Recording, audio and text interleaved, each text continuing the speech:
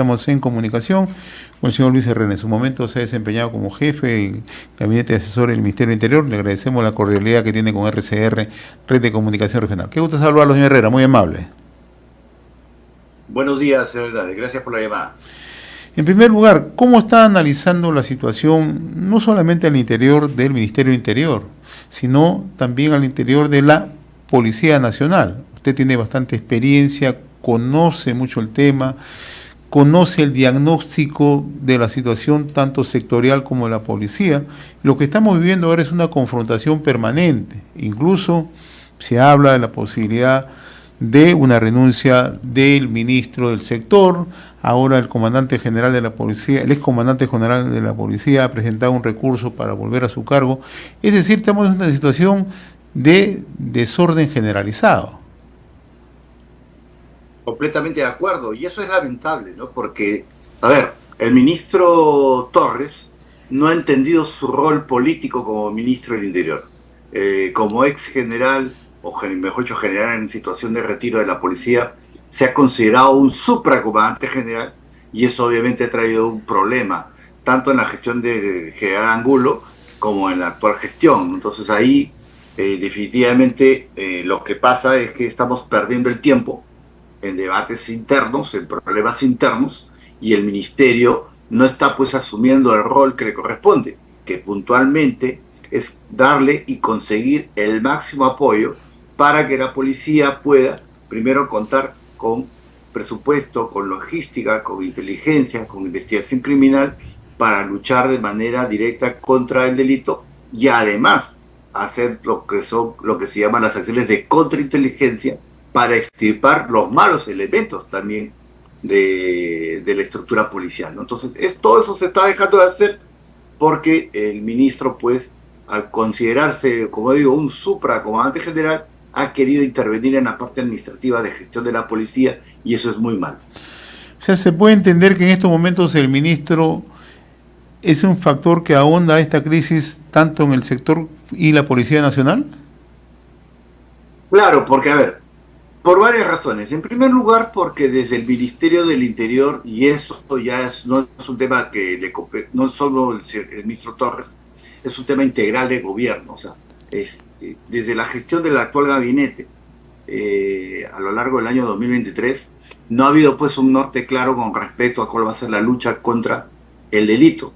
Ya no olvidemos, todos somos testigos cómo hemos visto por meses al premier saliendo a declarar de que el estado de emergencia era exitoso, de que se debían reducir los indicadores, y sin embargo, ellos mismos, en la propia resolución suprema en la que pasan al retiro al general Angulo, ¿no?, reconocen que tanto su política como sus acciones han sido un fracaso. Entonces, ninguna de esas actividades ha cambiado con el ministro Torres. Él está continuando la misma acción de su antecesor. Entonces, no hay pues un norte, no hay la construcción de una nueva doctrina de lucha contra el delito, ¿no? Que realmente permita que la ciudadanía pues se sienta más tranquila. No olvidemos que en el último año, 2023, el delito se ha incrementado 63% a nivel nacional. Estamos hablando de cerca de 13 millones y medio de peruanos que han sufrido un hecho delictivo el último año. Entonces, eso se agrava y estamos pues, según las tendencias, como las mediciones que nosotros hacemos constantemente, si no tomamos control ahora, dentro de 3 años, cerca de la mitad de la población va a estar afectada y con el incremento de los niveles de ferocidad, ¿no? Ese es el gran riesgo que tenemos en este momento, la inoperancia del Ministerio del Interior y en general desde la PCM para dar un norte claro a la lucha contra el delito. ¿Y cuál es la razón central? Usted ha sido jefe de gabinete de asesores del Ministerio del Interior, por la que no se cuenta con un plan, no se planea para enfrentar a la criminalidad organizada. Porque lo que estamos viendo, señor Herrera, es un tema que está diagnosticado desde hace muchos años. Sorprende ver al gobernador regional de La Libertad recién llegar a Palacio de Gobierno para pedir una declaratoria de emergencia en una región que desde hace una década sufre ya temas de criminalidad organizada. Piura desde hace mucho tiempo está pidiendo la declaratoria de emergencia y nadie le hace caso. Entonces, la gran pregunta es, ¿no hay un planeamiento? ¿Se conoce el diagnóstico? ¿Todo el mundo sabe lo que ocurre en cada región del país, pero no se aplica exactamente lo que busca la población, ¿no? Políticas de seguridad. A ver, lo que pasa es que hay que distinguir dos cosas: planeamiento y estrategia. ¿Ya? Por favor. El planeamiento, ¿no? El planeamiento es la acción mecánica, es la acción, vamos a decir, son los estudios que se realizan, y de eso, como usted bien señala, estamos llenos. O sea, tenemos lo que llama el ministro el plan Perú Seguro 2025, que nadie sabe cómo se hizo y que apareció en 3 semanas en la gestión anterior. Existe el plan estratégico sectorial del Ministerio del Interior, el plan estratégico institucional del Ministerio del Interior, el POI del Ministerio del Interior, la policía tiene plan estratégico. Entonces estamos llenos de planeamiento. Lo que no hay es decisión para implementar las estrategias. Entonces, por ejemplo, todos conocemos, por ejemplo, que en 8 meses se apertura y se inaugura el gran puerto de Callao, de Chancay. Chancay, ¿de acuerdo? Hoy día tendríamos que preguntarle al primer ministro y al ministro del Interior que nos exhiba cuál es ya el planeamiento que ha realizado y la decisión estratégica de implementarlo para evitar que el puerto de Chancay se vuelva un hub de la droga. Entonces, cuando digo de que no hay estrategia es porque no hay decisión de implementar las cosas. Lo que hemos visto a lo largo de este año es momentos en que el primer ministro sale a decir: hemos tomado una decisión en el gabinete de ministros, ¿no? Vamos a implementar el C-105, vamos a implementar estado de emergencia, pero todas son acciones reactivas, porque va un alcalde a pedir el estado de emergencia, porque va un gobernador que es aliado político a pedirle que abran un cuartel, ¿no? Son decisiones reactivas que no responden a una concepción integral de la estrategia. Y la estrategia pasa, si que realmente queremos luchar contra el delito, que hoy día comprendamos desde el gobierno que el Perú, el Estado peruano, está siendo atacado en su integridad por el crimen organizado internacional, está siendo atacado por el narcotráfico, está siendo atacado por la inyección de dinero ilegal en diversos estamentos sociales. Si eso no lo entendemos, entonces no vamos a cambiar la forma de actuar. Le pongo el ejemplo. O sea, a ver, el caso ecuatoriano, todos hemos visto lo que ha pasado en el último mes. ¿Qué dijo el presidente Noboa? Declaró el delito como una acción de terrorismo y lo declaró objetivo militar. Eso marca la pauta de una doctrina. Nosotros aquí en Perú, ¿qué doctrina tenemos de lucha contra el delito? Ninguna. Estamos enfrascados en la disputa de que si es que a la policía hay que darle o no darle respaldo para que conduzca la investigación criminal, y se lo seguimos dando al Ministerio Público, que ya demostró en 20 años de existencia de la figura del fiscal policial, el fiscal policía, que ha fracasado en esa acción. Entonces, los que solamente discursean y solamente están para poder actuar de manera reactiva, hablan de cosas que vamos a hacer, pero no se preocupan realmente de qué es lo que se necesita para hacerlo. La policía necesita apoyo presupuestal, pero principalmente necesita apoyo político para que respalde sus acciones.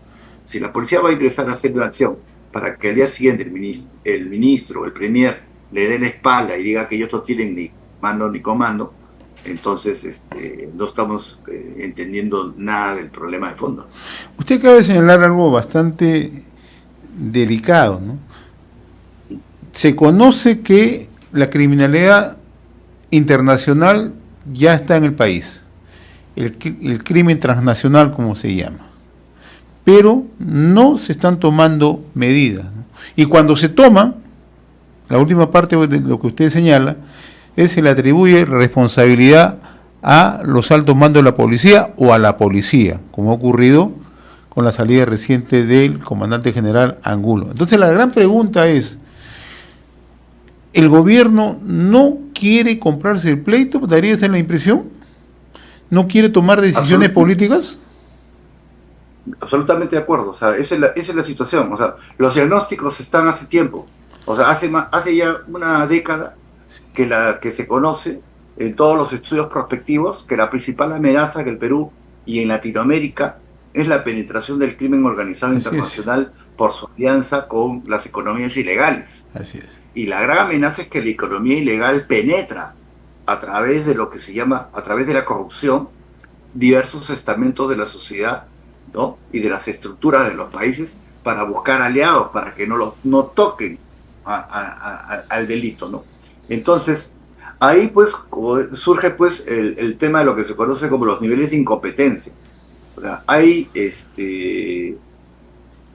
puede haber ministros que pueden ser buenos políticos para hacer pues coordinaciones, ¿no? Arreglos con otros partidos, con las bancadas, para permanecer, pero no tienen capacidad de gestión. O sea, ya tienen un límite en el que no pueden hacer nada. Ese es el problema que tenemos actualmente.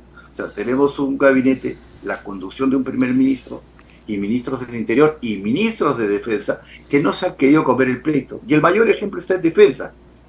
Durante el último año, el Ministerio de Defensa, siendo el conductor de la política de seguridad y defensa nacional, teniendo como prioridad la identificación y la neutralización de los enemigos internacionales, llámese crimen organizado internacional, no ha hecho absolutamente nada, se ha puesto de costado. ¿Pero por qué?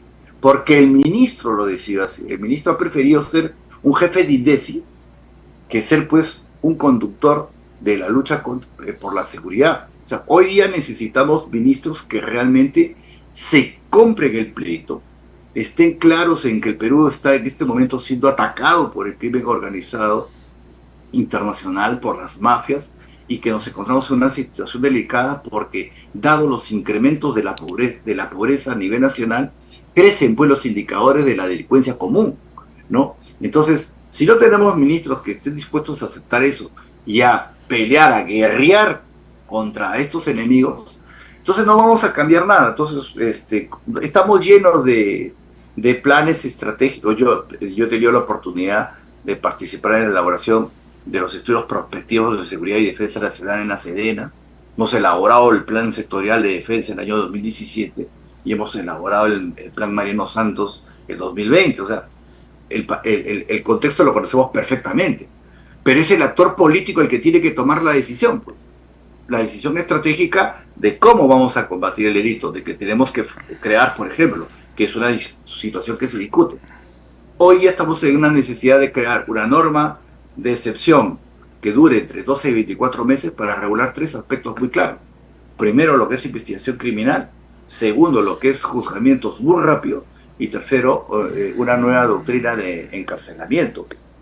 Obviamente, todo eso sostenido en una gestión adecuada, por ejemplo, de la economía, ¿no? Que le devuelva pues una dinámica al país, que reduzca también la exposición de la juventud, por ejemplo, a las garras del delito, ¿no? Eso es un tema multicausal que se tiene que enfrentar, pero el que lo tiene que conducir es PCM, y la conducción de PCM hasta el momento y la actuación de los ministros de Defensa y del Interior a lo largo de todo este año ha sido un fracaso, ¿no? Entonces, si eso no lo entendemos, y estamos en problemas, ¿no? Por eso que el llamado a la Presidenta de la República que reflexione y que de una vez ya disponga los cambios, porque si no, no va a pasar absolutamente nada y nos estamos dejando ganar y derrotar por el delito.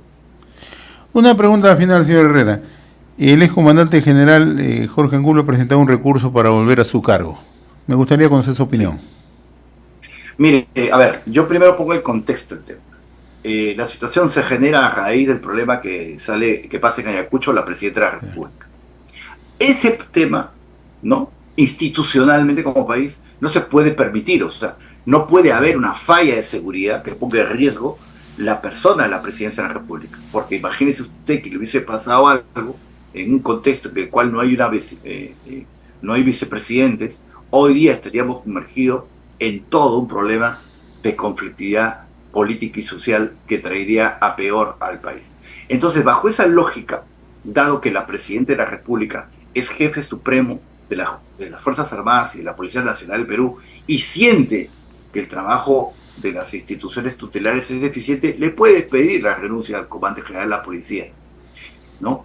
Y el comandante general de la policía, como ya lo ha dicho el general Angulo, le dice sí, pues voy a renunciar porque realmente esto ha sido un riesgo que no ha debido suceder.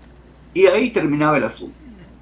Donde viene el problema es que la Presidenta de la República es pésimamente asesorada por el Ministro del Interior y por el Primer Ministro, que sacan una argumentación en la resolución suprema de pase de retiro del general Angulo desastrosa. Desastrosa por dos razones. Primero, porque la causal de pase de retiro, es decir, ineficiencia, ¿no? Ineficiencia, no está estipulada en una norma de desarrollo de la ley que le da 2 años de permanencia al comandante general. Por tanto, por gran cantidad de sentencias de los últimos 20 años del Tribunal Constitucional, ¿no? Todo pase de retiro que no esté sustentado en una norma que tipifique de manera expresa, ¿no? El hecho sancionador, el hecho de ser sancionado y la sanción no tiene valor legal. Y en segundo lugar, ¿no? Un pésimo asesoramiento y un grave error político del primer ministro y del ministro del Interior sacar esa resolución suprema, porque en esa misma resolución suprema ellos están aceptando que su política, ¿no? De lucha contra la delincuencia de todo el año 2023 había sido no solamente un fracaso, sino una mentira. Entonces, yo estimo, pues yo aparte de jefe de gabinete, trabajar proyectos en el Ministerio del Interior y Ministerio de Defensa, también como abogado he sido integrante de la Procuraduría Pública en Marina. Yo he visto cantidad de procesos de este tipo y yo estoy seguro que cualquier juez le va a conceder al general Angulo la medida cautelar y finalmente le va a declarar fundada la demanda para reincorporarlo a la policía, y ahí el Premier y el ministro de Interior pues nos están regalando más desorden, ¿no? Entonces yo creo que ahí hay responsabilidad política por un lado del Premier y del ministro de Interior, que ya los dos deberían dar un paso al costado de inmediato, y por el otro lado creo que lo que va a haber es una resolución favorable al general Angulo para restituirlo, aunque ahí se va a generar otro problema, ¿no? Porque la ley no estipula cuáles son los mecanismos para, o sea, ¿qué hacemos? ¿Sacamos al comandante general actual? Eso no va a poder suceder, ¿no? Porque en la práctica no se va a dar. Entonces, pero ya genera pues todo un malestar, ya genera todo un problema en el interior de la policía, en vez, como decimos, de estar hoy día discutiendo desde el Ministerio del Interior con el Ministerio Público, con la Fiscalía, con las demás entidades, la necesidad de cambiar la doctrina y aprobar una norma de sanción para enfrentar el delito de una vez, ¿no? Así es. Entonces, doctor Luis Herrera, nos hemos desviado lamentablemente por temas políticos. Es un tema de personas. Ojalá que el Presidencia de la República escuche las voces de la sociedad, las voces de los especialistas, y de una vez ya decida pues el cambio de este gabinete que ya le está haciendo daño a la sociedad peruana.